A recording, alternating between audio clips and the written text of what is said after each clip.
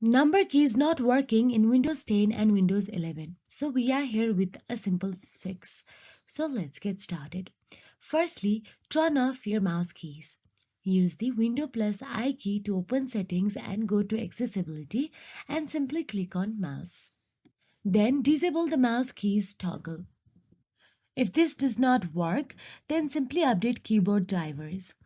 The latest Windows 11 update might have developed incompatibility with your device's keyboard drivers. You need to download the latest keyboard drivers to ensure it stays compatible. So open Device Manager and click on Keyboards. Right click on your keyboard and select Update Driver. Now select Search automatically for drivers and wait for the driver updates to install and check.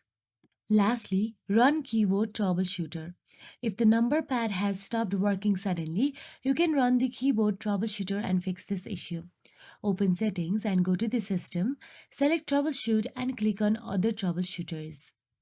Go to the keyboard and click on Run. Wait for the troubleshooter to run and check the results. So that is it. If you found this video helpful, please like, share and subscribe, and thank you so much for watching.